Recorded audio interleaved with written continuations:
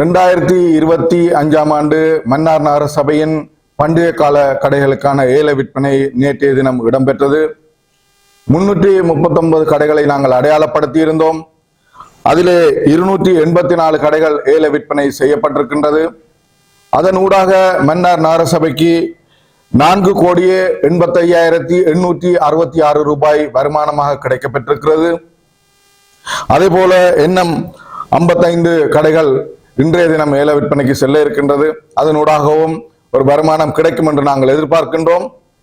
இந்த வருமானங்களை வைத்துக்கொண்டு மன்னார் நகர சபையில் மன்னார் நகர பிரதேசத்திலே இருக்கின்ற மக்களின் அடிப்படை வசதிகளை மேம்படுத்துவதற்காக இந்த நிதி பயன்படுத்தப்படும் 2026ஆம் ஆண்டு பாதீட்டிலே. எனவே உண்மையிலேயே இந்த அனர்த்த நிலைமைகள் இடம்பெற்ற போதும் நாங்கள் நினைத்திருந்தோம் வருமான இழப்பு நகரசபைக்கு ஏற்பட போகின்றது என்று. ஆனாலும் முன்னைய வருடங்களை விட வெளிப்பட தன்மையோடு இந்த ஏல விற்பனை இடம்பெற்றதனால் எங்களுக்கு 4 கோடிக்கு மேற்பட்ட வருமானம் கிடைக்கப்பட்டிருக்கிறது. சென்ற வருடங்களிலே சென்ற காலங்களிலே முன்னைய நிர்வாகங்களினால் எவ்வாறு ஊழல் இடம்பெற்றது என்பதற்கு இது ஒரு முன்னுதாரணமாக இருக்கின்றது. 2021-22 காலப்பகுதியிலே 1,80,00,000 1,50,00,000 என்ற குறைந்த அளவிலான வருமானம் எங்களுக்கு கிடைக்கப்பெற்றது. நான் 6-7 வியாபாரிகளிடம் பாரிய கடைகளை பெறும் வியாபாரிகளிடம் வாக்குமூலங்களை பெற்றிருக்கின்றேன். எவ்வாறு அவர்கள் இந்த கையாடலில் ஈடுபட்டார்கள் என்பதற்கான வாக்குமூலத்தை பெற்றிருக்கிறேன். அடுத்த சபை அமர்விலே அந்த வாக்குமூலங்களை நான் முன்வைப்பதற்கு எத்தனித்திருக்கின்ற முயற்சிக்கின்றேன். காரணம் என்னவென்றால் 13 லட்சம் கொடுத்து எடுக்கின்ற கடையை அவர் 10 லட்சம் ரூபாய் கொடுத்து எடுத்திருக்கிறார்.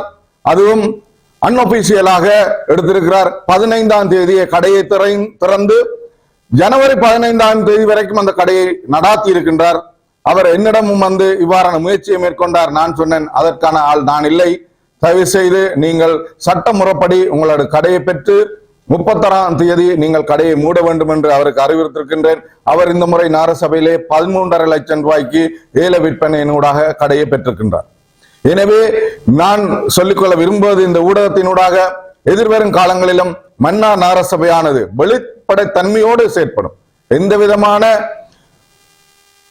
சட்டமுறையற்ற வியாபாரங்கள் எதுவுமே இனி வரும் காலங்களிலே மன்னார் நகரசபையில இடம்பெறாது.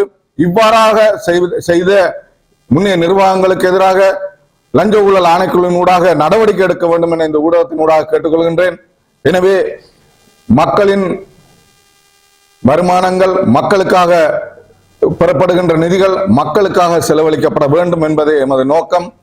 எனவே மக்களின் நிதியை கையாடல் செய்தவர்கள் உடனடியாக சட்டத்தின் முன் நிறுத்தப்பட்டு அவர்களுக்கான தண்டனை வழங்கப்பட வேண்டும். அதே போன்று என்னை பற்றி முகநூல்களிலே, பொய்யான முகநூல்களிலே என்னை பற்றி அவதூறு பரப்பிக் கொண்டிருக்கின்றார்கள். உண்மையிலேயே மக்களுக்கு சேவை செய்ய வந்த நான் இந்த அவதூறுகள் எல்லாம் நான் கவனத்திலே கொள்ள மாட்டேன். அவதூறு பரப்புபவர்கள் அவதூறு பரப்பிக் கொண்டே இருக்கட்டும். மக்களுக்கான சேவைகள் நான் செய்து கொண்டே இருப்பேன். அதே போன்று ஊழல்வாதிகளை அம்பலப்படுத்தி இருக்கிறேன். அவர்களை நான் கேட்டுக்கொண்டேன், நீதிமன்றத்தினூடாக சென்று உங்களுக்கான நீதியை பெற்றுக் கொள்ளுங்கள். நான் உங்களுக்கு எதிராக பொய்யான குற்றச்சாட்டை முன்வைத்தால் நீங்கள் நீதிமன்றத்தை நாடுங்கள் என்று அவர்களுக்கு ஊடகத்தினூடாக நான் பலமுறை அவர்களுக்கு சவால் விடுத்தும் இதுவரை அவர்கள் நீதிமன்றத்தையோ போலீசில முறைப்பாடோ செய்யவில்லை.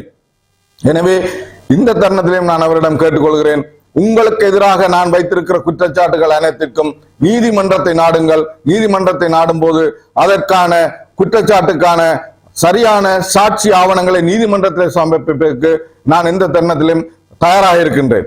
இங்கே நீங்கள் பார்த்தீர்கள் என்றால் தெரியும், ஏனைய கூட்டணி கட்சிகள், எமது முன்னைய நாள் எமது கௌரவ உறுப்பினர் மைக்கேல் கொலின் அவர்கள் இந்த நகரசபையிலே சிறந்த முறையில செயற்பட்டு எங்களுக்கான அனைத்து ஆலோசனையும் வழங்கி கொண்டிருக்கின்றார். அதே போல மக்கள் காங்கிரசின் எமது பிரதி தவிசாளர் அவர்களும் எனக்கு மிகவும் ஆலோசனையாக இருக்கின்றார்.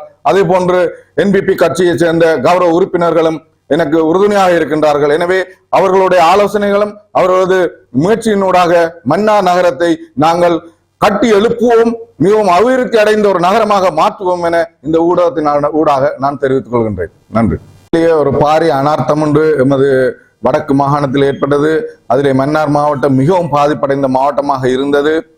இந்த அனர்த்தம் இல்லை என்று சொன்னால் நாங்கள் பாரிய அளவான நிதியை நாங்கள் எதிர்பார்த்திருந்தோம், வருமானத்தை எதிர்பார்த்திருந்தோம். இந்த முறை குறைந்தது 6-7 கோடி ரூபாய் வரும் என்று நாங்கள் எதிர்பார்த்திருந்தோம். இந்த அனர்த்தத்தின் ஊடாக அனர்த்தம் இடம்பெற்றதினால் எங்களுக்கு ஒரு 4